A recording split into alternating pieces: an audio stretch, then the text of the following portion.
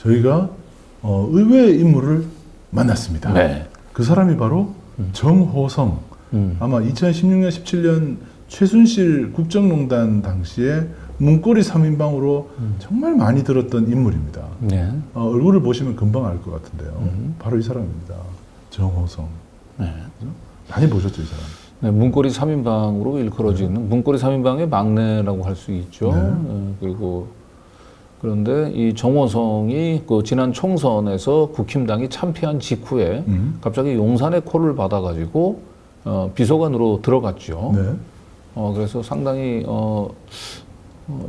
그 배경을 놓고 여러 가지 이제 해석들이 난무했는데 네. 당시 이제 민주당에서는 결국 이 192석 그러니까 그 탄핵에 필요한 3분의 2에 거의 육박한 의석을 이제 야당이 확보하면서 그냥 정치 구호에 불과했던 윤석열 탄핵이라고 하는 것이 네.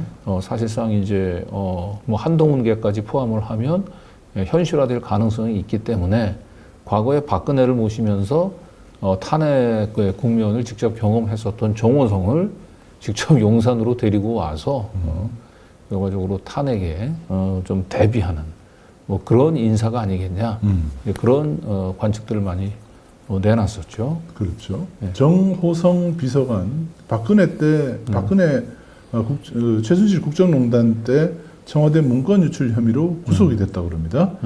2018년 1년 6개월 형기를 채워서 만기 출소를 했고 2022년 말에 자기를 수사했던 윤석열 대통령의 특별 사면 때 복권이 됐다고 그럽니다. 저것도 참 희한해요. 네. 네. 네, 그래서 어쨌든 정호성이 이제 지난 총선에서 민주당, 국힘당이 이제 그 참패를 했고, 거의 윤석열 탄핵에 필요한 3분의 2선에 가까운 이제 그 의석을 확보를 하면서 이제 아마도 용산이 탄핵에 대한 공포, 두려움이 이제 휩싸였던 것 같고요. 네. 그런 가운데 정호성을 영입을 했어요. 그래서 그 다음 이제 슬라이드를 보여주시면 이래서 민주당에서 는 이제 정호성의 그 용산행을 이제 탄핵 대비 네. 용이 아니냐, 탄핵 대비 의사가 아니냐 이런 관측을 내놨었던 거죠. 네. 한간의 소문에는 뭔가 탄핵에 대비, 탄핵에 대한 대비 이런 게 필요한 게 아니냐는 얘기가 돈다. 네. 지나고 나니까 그런 것 같아요. 지금 보니까 네. 탄핵 대비용인 것 같아요. 네. 그런데 이제 오늘 윤석열에 대한 이제 그 탄핵 선고를 거의 이제 목전에 두고 있는 상황에서 정호성이 직접 그 집회에 나왔다라고 하는 건 좀 의미심장한 겁니다. 그렇죠. 뭔가 직접 탄핵 반대의 열기를 이제 뭐 보고를 하러 또 본인 왔을 텐데 오늘 굉장히 씁쓸했을 것 같아요. 그러니까 보고를 잘못했다가는 네. 그 김건희한테 혼날 수도 있습니다. 네, 그렇죠. 네. 자, 그래서 저희가 우연히 정호성 비서관을 만나는 과정부터 한번 보시겠습니다. 일단 그 첫 번째 질문은 윤석열 탄핵 선고 이거 어떻게 될 것 같냐? 대통령실에서도 빨리 네. 선고를 해서 빨리 이 결정이 나길 바라냐라고 물어봤는데 네. 뭐 그 부분에 대해서는 들어보시죠. 네. 다음 주에 또 오실래요? 윤석열 대통령이 돌아올 때까지 계속 오기를 원하시는 두 손들고 만세! 얼굴 저도 많이 뵌 분이에요. 안경을 좀 벗어주세요. 예. 아, 예. 어떻게 오늘 지금 대통령실 아직까지 비서관으로 좀 계시죠, 현직으로. 예. 일단 지금 대통령이 지금 복귀하지 않고 계신데 어떻게 뭐 복귀할 거로 이제 확신을 하십니까? 뭐 가야죠. 네? 오늘 예, 뭘 찍으세요? 아니 뭐 오늘 현장 좀 보러 오셨나 봐요. 네, 한번 나와봤습니다. 네. 매주 나오세요? 아니요. 아니 근데 일단은 뭐 어떤 이제 선고는 지금 자꾸 이제 지연이 되고 있다는 것에 대해서는 이제 저쪽 민주당에서도 불만을 표시하고 있는데 대통령실도 빨리 선고를 좀 선고했으면 하는 그런 마음인가요? 전 국민이 다 빨리 선고하기 되지 않나요? 네. 처음에 이제 그 강진구 기자님 딱 보더니 얼굴을 잘 못 알아보는 것처럼 잠깐 그 안경을 벗어보라 이렇게 얘기를 해요. 아 근데 뭐 실제로는 이제 어디서 많이 보기는 했는데 아마 직관적으로 쟤를 뭐 몰랐을 것 같긴 해요. 어디서 많이 본 듯한 얼굴인 것 같다. 마치 왜냐하면 시민사회수석실은 뉴탐사를 거의 매일 모니터링 하는 걸로 알고 있어요. 그렇죠. 저희가 네. 파악한 정보를. 그래도 내가 이제 그 아무래도 이제 변색 렌즈를 끼고 가니까 순간적으로 잘 누군가 긴가민가 했었던 것 같죠. 예. 아니면 자기네들이 늘 감시 대상인 인물이 감시 중인 거를 또 노출시키기 싫으니까 어디서 본 것 같다라는 말로 대충 지금 눈치고 가려는 게 아닌가 이런 생각도 저는 개인적으로 좀 들었는데 아무튼 뭐 이제 취재하려고 막 이렇게 하니까 막 이렇게 사실 정호성 비서관하고 전화 통화 한 번 하는 것도 거의 불가능합니다. 번호 알아도 전화 안 받아요. 그렇죠. 그런데 정호성 비서관을 길거리에서 만나니까 저희를 피할 수가 없으니까 인터뷰 하지 말라고 이제 이렇게 몸을 그렇죠. 막 이렇게 저항을 했죠. 그런데 마지막에 탄핵 선고 물어본 겁니다. 네. 네. 그냥 뭐 너무 그 불리한 질문을 하게 되면 이제 그 도망가 버릴 것 같아가지고 그 탄핵 대통령 그 복귀를 확신하냐라고 물어봤는데 보통은 저러면 뭐 비서관실에서는 그건 당연한 거 아닌가요? 라고 당연히 그렇게 돌아오실 겁니다. 이렇게 이렇게 얘기해야죠. 얘기하는데 네. 즉답을 피하고 있고 근데 이제 대통령실도 역시 탄핵이 이제 빨리 선고되기를 바라느냐라고 하는 것에 대해서는 공감을 표시를 했습니다. 국민들도 다 바라는 거 아니냐. 네. 이렇게. 네. 그러니까 이제 이걸 귀담아 들어야 돼요. 이제 그 헌재도 빨리 탄핵을 심지어는 윤석열 모시고 있는 이 용산 그 비서실도 대통령 비서실도 조기 선고를 희망하고 있다는 거 제가 저희 뉴탐사에서 전해드립니다. 네. 자, 그러면 두 번째 질문인데요. 네. 요거는 이제 탄핵 반대 집회 참가자가 너무 적은 거 아니냐, 이거. 네. 어떻게 생각하냐. 왜냐하면 그거 모니터링 하러 왔을 거거든요. 네. 사람 얼마나 모였는지. 왜냐하면 좀 모이면 규모를 조금 더 이제 늘려서 보고를 할 수가 있었을 텐데 오늘은 괜히 엉뚱하게 10만 명 이랬다가는 완전히 혼나죠. 네. 저런 상황은. 네. 한번 보시겠습니다. 방향을 또 바꾸시려고요? 뭐를요? 저쪽으로 또 가시려고요? 근데 오늘 저 보니까 많이 줄었네요. 오시는 분들 날이 추워서 그런가요? 오늘 너무 추워요. 너무 추워. 아, 날씨가 추워서. 예, 예. 그러니까 이재명 시죠? 예. 이재명 대표 아이고, 됐습니다. 무죄 선고 때문에 좀 실망해서 그런 거 아닌가요? 네? 날이 춥다는 말을 먼저 하네요. 네. 그러니까 원래는 이제 저희 인터뷰 이제 그 피해서 도망가다가 저희가 다시 또 이렇게 만났었죠. 그렇죠. 길에서 다시 만났죠. 만나서 이제 그 뭐죠? 그 무슨 종이죠? 그게? 그 앞에서. 네. 교보 빌딩 앞에서 다시 만난 거죠. 네. 그래서 만나서 이제 좀 아픈 데를 찔렀죠. 네, 오늘 집회 참석자가 많이 줄어든 것 같아요. 라고 얘기했더니 본인도 약간 좀 쓴웃음을 지면서 살짝 그 날씨가 좀 추운 핑계를 좀 대죠. 네.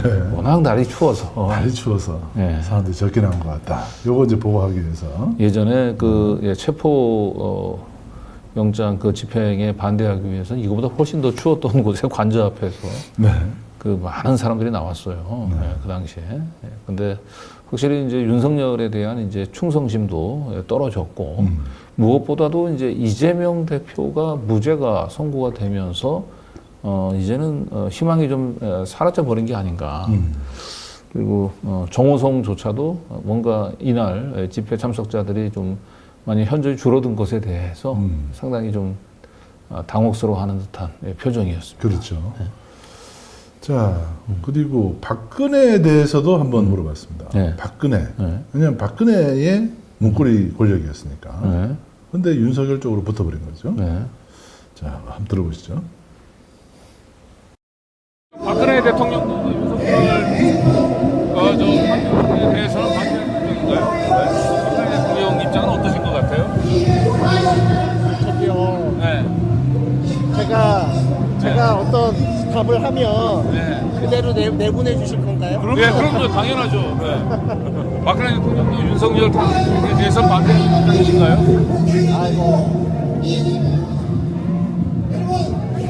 아니 이제 그 박근혜 계셨던 분이고 많은 분들이 유영아 의원을 통해서 그 간접적으로 전달하는 것보다는 직접 박근혜 대통령이 더 중요할 것 같은데. 아니 제정신을 가진 분이면은 탄핵을 참가할 사람이 누가 있겠어요? 아니 아니 야당이 좀 반대한다고 그렇다고 계엄을 일으킨 거는 정상적으로 대통령입니까? 전 세계가 다 시대 자본적인 계엄을 일으켰다 이렇게 지금 보도를 하고 있는데 아니 그것만 한번 좀 말씀 좀 해주세요. 박근혜 대통령 뜻인가요? 윤석열 대통령 뜻을 지금 제대로 전달하고 있는 거예요.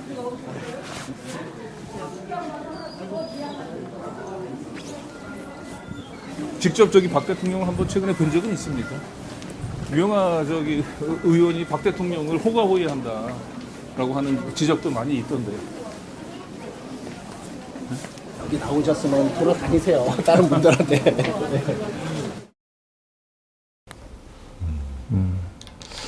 박근혜 질문은 아무것도 대답을 안 합니다. 그러니까 이제 박근혜 대통령이 또 윤석열 그 탄핵에 반대하는 입장이냐라고 하는 얘기에 즉답을 결국 못 하고 있어요 지금. 그러니까요. 네. 이제 사실 얼마 전에 이제 국힘당 지도부가 박근혜 그 생가를 방문을 했고 거기서 명확하게 국힘당 지도부 그다음에 유영아가 이제 공동으로 기자들한테 이제 기자회견을 하면서 뭐 탄핵에 반대한다는 입장을 명확히 밝혔었죠. 그래서 윤석열 당 중심으로 해가지고 이제 이 어려운 상황을 잘 타개하게 나길 바란다라고까지 얘기를 했는데 그러면 본인 정호성 입장에서 지난번에 우리 그 지도부 방문했을 때 그 기자회견 안 보셨습니까? 뭐 이렇게라도 답변하면 될 텐데 네. 끝내 탄핵 반대는 박근혜의 뜻이다라고 하는 부분들에 대해서 명확한 입장 표명을 못했습니다. 이것은 상당히 정호성 그 입장에서는 윤석열이 이제 그 파면이 되게 되면 정호성이 다시 돌아갈 고향은 역시 박근혜밖에 없어요. 예. 그런데 자기가 여기서 말 한마디 잘못하면 그나마 윤석열하고 그 타협을 거부하고 있는 이 친박 세력들이 있거든요. 이 친박 세력들로부터 완전히 정호성은 배신자로 낙인이 찍히는 거예요. 그런데 지금 윤석열이 다시 정치적으로 그 재기할 수 있다라고 하는 확신이 든다면 이미 말을 갈아탔지 않습니까? 그 윤석열을 위해서 충성을 해야 되는데 오늘 제가 느낀 감은 탄핵 그 반대 집회 참가자들도 그렇지만 정호성 비서관조차도 윤석열에 대한 충성심이 많이 떨어져 보입니다. 윤석열에 대한 충성심이 있다면 박근혜 대통령도 탄핵 반대 입장입니까? 그럼 당연하죠 라고 했었어야 될 거예요. 근데 그러니까 그 답변을 못했어. 그렇죠. 그 탄핵 반대 집회, 정광훈 집회에 참석자가 지금 거의 지금 없지 않습니까? 네. 10분의 1 수준으로 확 줄었는데, 네. 저 정도 수준을 일반 시민들도 아는데, 왜냐면 이재명 대표 무죄 선고 나오면은 이게 끝났구나 이제 뭐 그냥 조기 대선으로 갈 수밖에 없겠구나라는 느낌이 직감적으로 들지 않습니까? 네. 정호성이라고 안 들겠습니까? 그렇죠. 정호성 본인도 아는 거예요. 윤석열 끝났다는 걸 본인도 아는 겁니다. 그래서 왠지 저 집회 현장은 뭐 그 비서실 차원에서 나왔을 수도 있지만 본인이 궁금해서 지금 윤석열에 대한 지지자들의 열기가 어느 정도인지 본인이 한번 좀 체험을 직접 몸으로 느껴보기 위해서 나왔을 수 있어요. 네. 근데 워낙 썰렁한 집회 현장을 좀 보면서 본인이 조금 머리가 좀 많이 복잡했을 것 같습니다. 아, 복잡했다. 네. 그렇겠네요. 저도 지금 같이 계속 있으면서 봤지만, 네. 정호성 씨가 지금 굉장히 갈팡질팡하지 않습니까? 네. 저 사람이 지금 몇 번이나 왔다 갔다 네. 하면서 우리를 피해서 교보문고로 또 도망갔다가 네. 교보문고에서 또 나옵니다 또. 네. 그죠? 그리고 저런 갈팡질팡하는 정호성의 그 모습은 지금 제가 볼 땐 조한창이라든지 정경식이라든지 그동안 계속 선고기를 질질 끌어왔었던 그런 이 헌법 재판관들도 역시 비슷한 심사가 아닐까 그렇죠. 그런 생각을 해보게 돼요. 고개 돌리면 또 다르게 마음 먹고 막 계속 네. 그런 상황인 것 같아요. 네. 자, 태블릿 PC 관련해서도 또 물어봤습니다. 네. 태블릿 PC 정호성 씨가 뭐라고 대답할지 들어보시죠. 그리고 그 태블릿 PC 조작에 대해서는 어떻게 생각하십니까? 검찰이 그 태블릿 PC를 조작을 했다. 그리고 지금 많은 부분들이 실제로 조작의 증거가 드러나고 있는데. 아이고. 네? 합시다. 네. 먼저. 수고하셨어요. 네? 네. 아니 그리고 수고하셨어요. 네. 그러니까 박 대통령을 이렇게 지금 뭐 하시는 겁니까? 아니 인터뷰 하는 거죠, 기자로서. 인터뷰를 안 한다니까. 네? 안 한다니까. 아니 뭐 태블릿 PC 조작에 대해서 특별히 하실 말씀은 없으세요? 거긴 동의 안 하십니까? 태블릿 PC 조작설에 대해서는? 박근혜 대통령을 저렇게 만든 윤석열을 이 밑에서 이렇게 비서관으로 활동하는 거에 대해서는 박근혜 대통령도 동의한 건가요?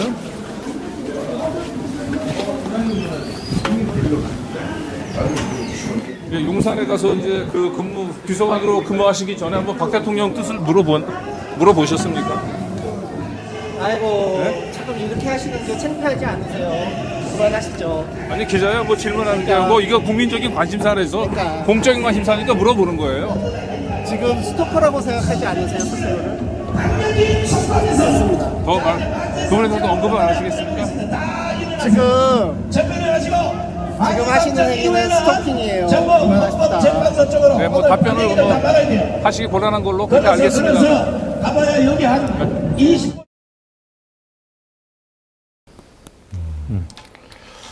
뭐 처음에는 뭐 자기가 하는 말을 다 실어줄 거냐.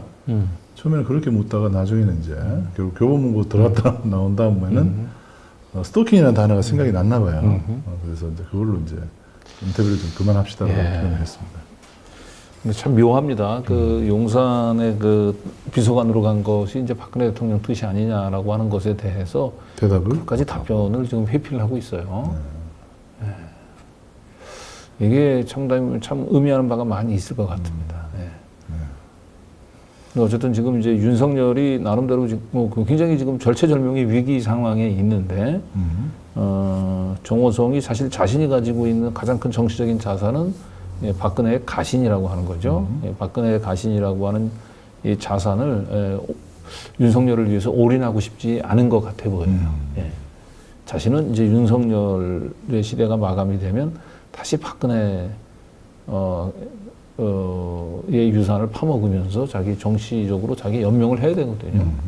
그런 차원에서 완벽하게 윤석열 쪽에 올인하기보다는 뭔가 좀 윤석열과 박근혜 사이에서 적당히 외줄타기를 하려고 하는 그런 모습들이 좀 보입니다.